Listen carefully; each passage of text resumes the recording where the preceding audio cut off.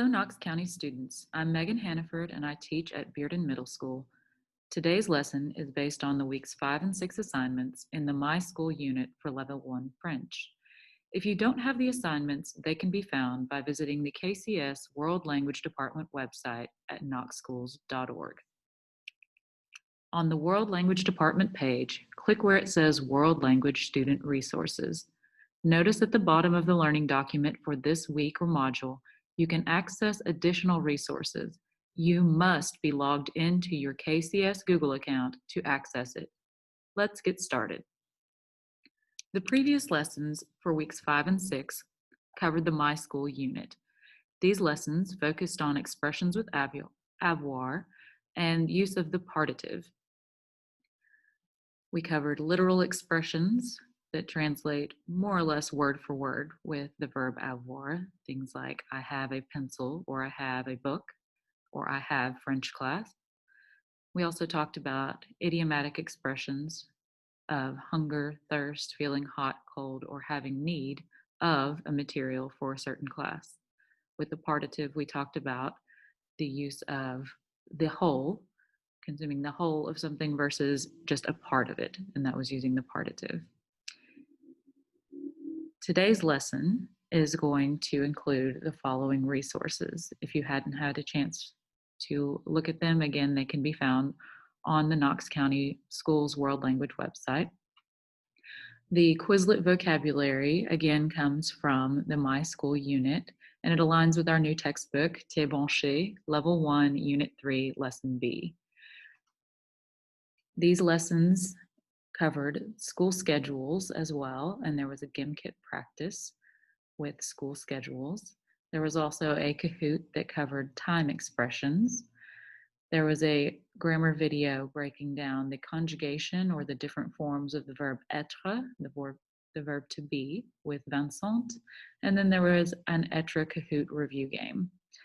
I'll also be touching briefly on the expression il faut, which is an expression used in French saying it's necessary to do something. And you see it a lot on advertisements or on expressions where one is giving advice.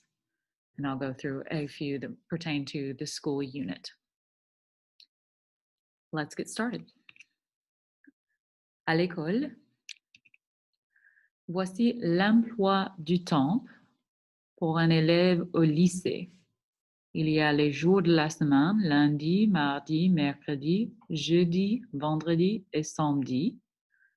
Vous voyez qu'il n'y a pas de cours le samedi et qu'ils ont les cours différents chaque jour.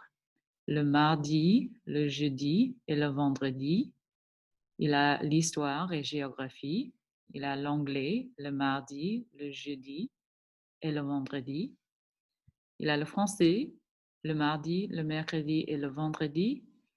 Et la physique, la chimie, seulement le lundi à 10 heures. Le mercredi, c'est un demi-jour.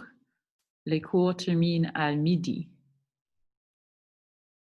Sur l'emploi de temps, vous voyez l'heure pour les cours. On a 8 heures, 9 heures, 10 heures, 11 heures, 12 heures au midi, 13 heures, 14 heures, 15 heures, 16 heures, 17 heures et il y a aussi 18 heures. Le lundi, le mardi et le vendredi, les cours terminent à 17 heures. En France, ils utilisent beaucoup l'heure officielle ou l'horloge de 24 heures. En anglais, on le dit aussi military time. Et pour trouver l'heure qui est exprimée en l'heure officielle, vous pouvez juste regarder le numéro devant le H. Le H, c'est l'abréviation pour le mot heure. Ça, c'est l'heure, ça, c'est les minutes. Si l'heure est plus que 12, si le numéro est plus que 12, là, il faut juste prendre 12 de l'heure. Par exemple, s'il est 14 heures, 14 moins 12 font 2 heures de l'après-midi.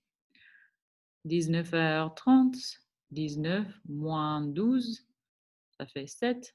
Alors, il est 7h30 du soir. Si on regarde l'emploi du temps, maintenant, vous pouvez savoir que pour les jours de mardi et mercredi, l'élève a du temps libre de midi jusqu'aux 13h. Et le lundi, il y a aussi un peu de temps libre de 3h30 de l'après-midi ou 15h30 jusqu'aux 16h ou 4h de l'après-midi. Dans la vidéo avec Vincent, il a révisé la conjugation, les formes différentes du verbe être. Et voici les formes du verbe être. On a je suis, tu es, il est, elle est, nous sommes, vous êtes, ils sont et elles sont.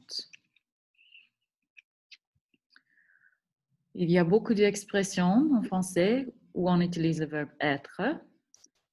Je peux décrire quelqu'un. Si je me décris, si je veux donner une description de moi-même, je peux dire que je suis américaine et je suis sympa.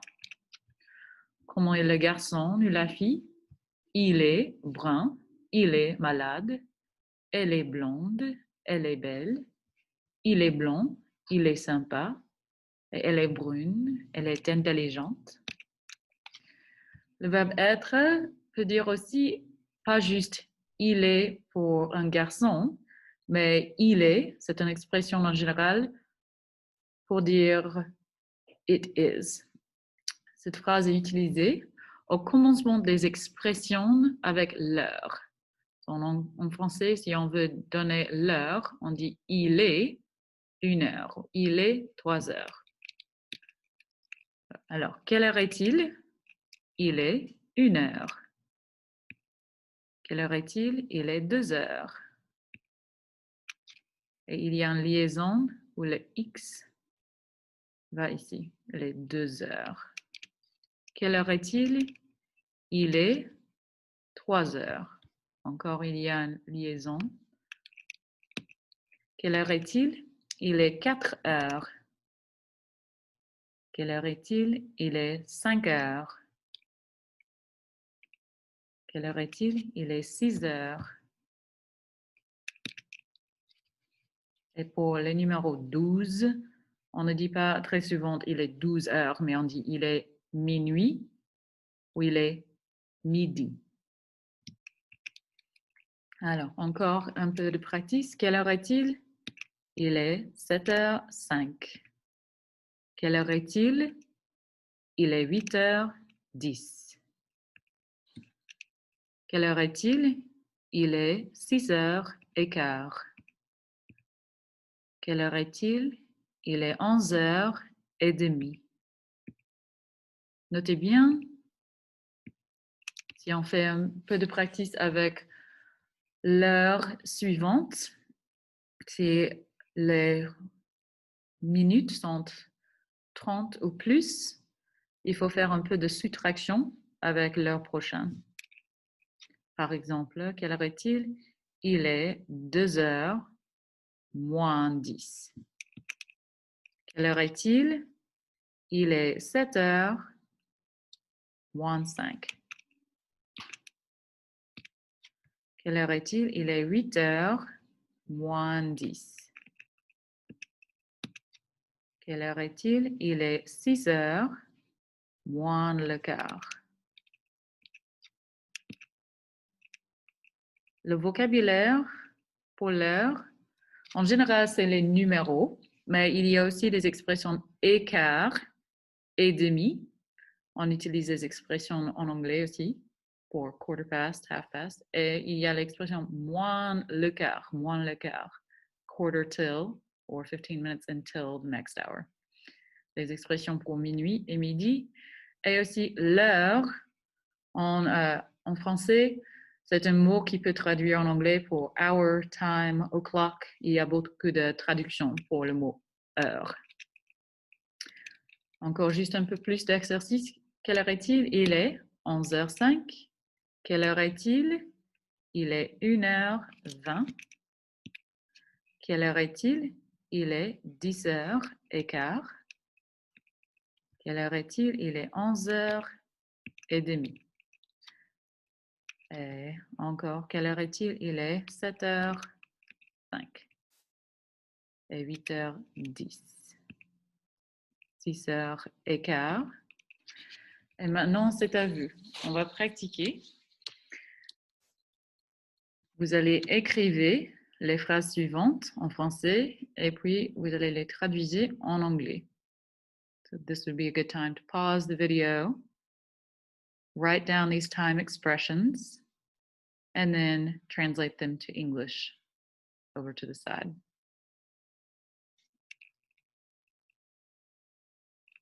Alors, vérifiez vos réponses. Il est 8h, il est 1h20, il est 10h30. Il faut, c'est une autre expression pour exprimer les choses nécessaires. Par exemple, il faut étudier si tu veux réussir sur ton examen. Il faut avoir un crayon ou un stylo pour écrire. Voilà la révision de ce qu'on a fait aujourd'hui. The things we covered today, again, were time expressions, the conjugation of the verb être, and the way that it can be used in expressions. We briefly reviewed some expressions of description, but also the expressions with time using il est to start our time expressions. And then il faut to talk about things that are necessary to do in order to gain another result. Next week's lesson is going to move on beyond the school theme. Weeks 7 and 8 are going to cover a new unit. They'll be talking about my daily life, reviewing different activities and sports, a lot of different expressions with sports and leisure activities, and some other themes that will be covered with those structures as well. That's all for today. Thank you for joining me in today's lesson. And until next time, à la prochaine.